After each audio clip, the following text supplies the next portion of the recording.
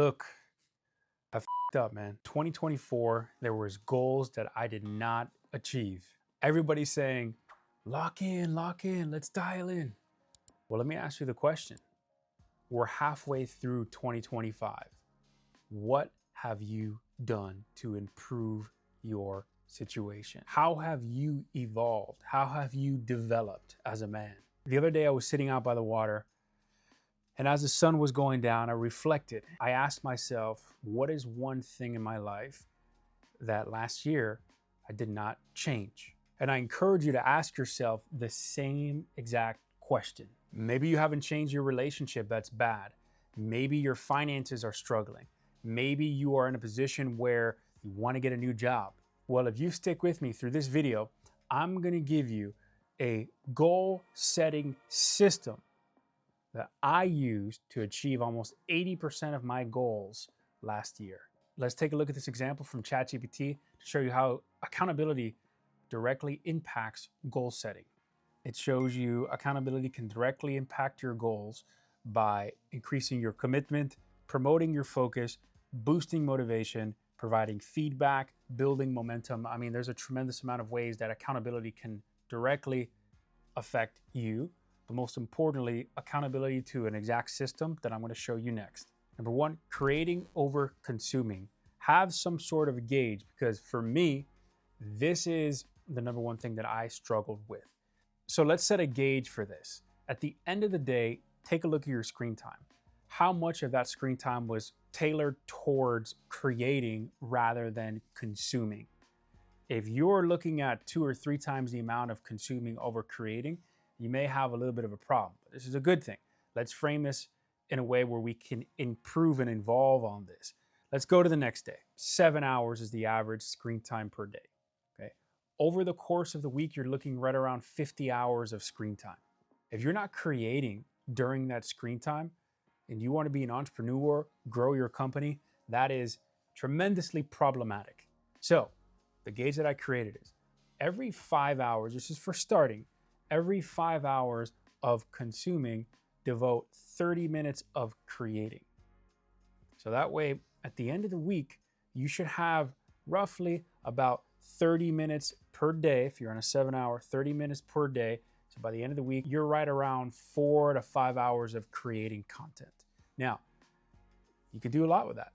Video, editing, you could even find a way to, within that, post 1 to 2 videos per week, just within those extra hours. Eventually, you want to start after the first or second week, put a gauge, write it down, put it on your phone in your notes for every 7 hours that you spend on your screen time. Now try to trickle it into 1 hour per day of creation and so forth until you get to the point where maybe you're not creating more than you're consuming, but there's a balance per day, right? For every 5-6 hours that you're consuming, now you're creating 1-2 hours, and you're starting to even that out. You're going to feel a lot more productive that way, and that is the first and probably one of the most powerful tools that I will give you to reinvent yourself as a man in 2025. Even if you are not trying to make a social media channel or making a personal brand, take the creating out of there and use that for being productive, whether it's making calls for a business, starting a company, doing side work, side hustles, whatever the case may be. Use that time, that gauge, towards something productive that's going to either bring you eyes, money, attention. Use this gauge, and I can guarantee it will help you tremendously. If you want to reinvent yourself in 2025, continuous learning is going to help you in so many different ways. I cannot stress this enough. Reading the books, absorbing the content. If you pair this education content with creating, you're talking about a fast track and a complete turnaround from where you were before. The creating and the consuming analogy that we used before for step number 1, if you combine education, the content that you're consuming, and you combine creating and being productive, now you're talking. You will be at a completely different level than you were 6 months ago. Always be learning. I love, and I can recommend so many books here in the bio. The book that I'm reading now is The Art of the Deal by Donald Trump. It's a phenomenal book if you're in sales, if you're in business. Highly recommend it. but pick up a book, set some time aside to absorb, gain wisdom from people who have been there and done that. You'll be saving yourself a lot of time because you learn from mistakes that you don't necessarily have to go through yourself to make it to a high level. And how do you reinvent yourself in 2025 as a man? Well, you got to get used to being bored. Bored does not mean sitting around and picking your nose. What I mean by bored is doing the same actions over and over and over and over again will eventually lead you to a success. If you are consistently hacking away, doing volume, there's going to be something that clicks or an opportunity that opens up. But you have to be willing to be bored for a certain period of time, meaning doing the same thing over and over and over again. And your ability to prolong that boredom and the consistency will be a direct reflection on your success. I'm going to give you an example right here. Everybody wants to be a content creator, YouTube influencer until they're there sitting to 1 a.m.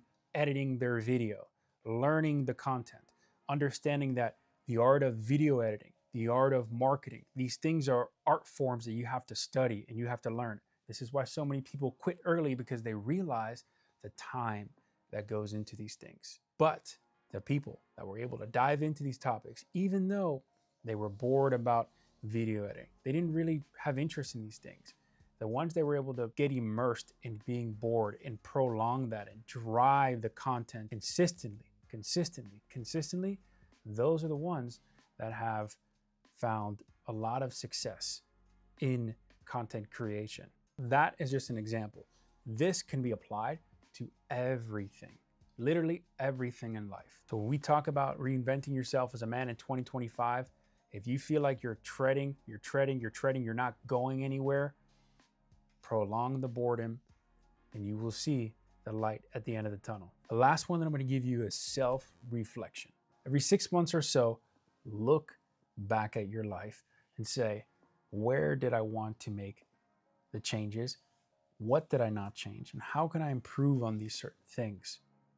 This will give you a true outlook on what are you actually doing? Are you moving any needles, or are you still in the same place that you were in the beginning of 2024? Reflect, because this will give you a moment of, okay, 6 months has gone by. Have I made any traction? If not, then maybe it's time to make some adjustments. For me, I realized I was consuming more than I was creating, and I decided to make a change to that based off of my goals. I encourage you to do the same.